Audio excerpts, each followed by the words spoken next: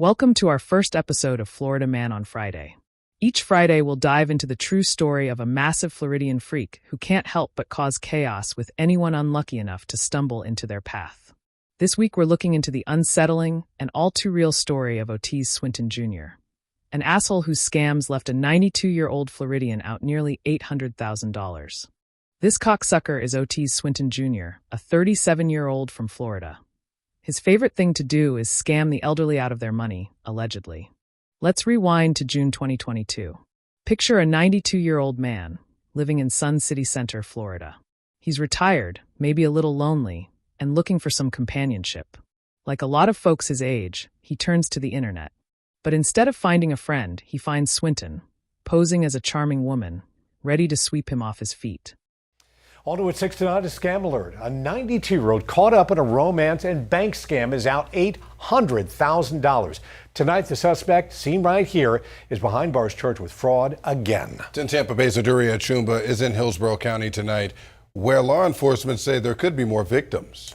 A 92-year-old elderly man was targeted, manipulated, and robbed of his life savings by a career criminal who really used technology and deceit to take everything from this man. Arrested in Orlando, Hillsborough County authorities say 37-year-old Otiz Swinton Jr. targeted an elderly man online, posing as a love interest to gain his trust. Posing as a woman, and then it turned into a bank scam where he convinced this elderly gentleman to transfer funds from his investment account to a bank account that the scammer had access to. $800,000 wiped out through forged checks, ATM and credit cards, cryptocurrency, and identity theft. Authorities say it's not the first time Swinton Jr. has done this, at one time posing as a pickup and delivery driver collecting seniors' banking cards, claiming they were faulty. He actually just got out of prison in March for doing similar crimes. He has defrauded over 50 people of $1 million in the Sun City area also, and he had spent 7 years in prison for all of this, and he was up to the same old criminal behavior.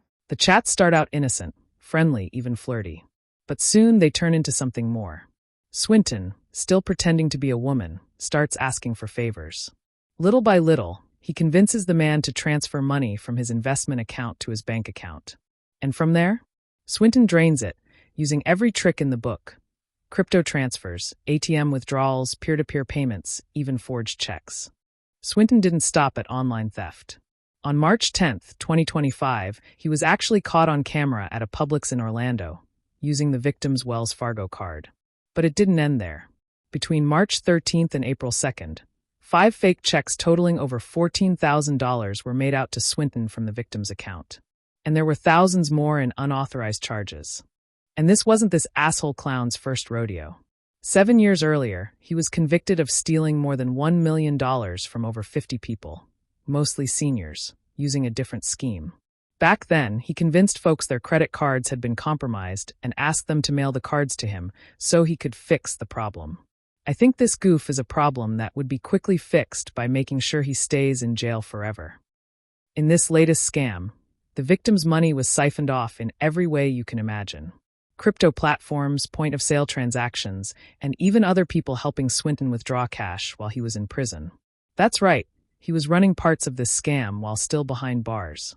Swinton's run finally ended on April 30th, 2025, when detectives arrested him in Orlando. He's now facing a laundry list of charges. Fraudulent use of personal information of an elderly person, fraudulent use of personal information over $5,000, fraudulent use of a credit card, and 5 counts of uttering a forged instrument. These predatory schemes rob our residents of the security and financial stability they've spent their lives building. Those who deliberately prey on the elderly are the worst kinds of criminals as they exploit vulnerability, trust, and often isolation for personal gain. So what can we take away from the story of Otiz Swinton Jr.? Maybe it's a reminder to check in on the seniors in our lives, to talk openly about scams, and to remember that not every Florida man's story is harmless or funny. Sometimes it's a wake-up call. If you or someone you know has been targeted by a scam, contact your local law enforcement or the National Elder Fraud Hotline. The National Elder Fraud Hotline is a resource for older adults who may be victims of financial fraud. You can reach the hotline at 833-372-8311.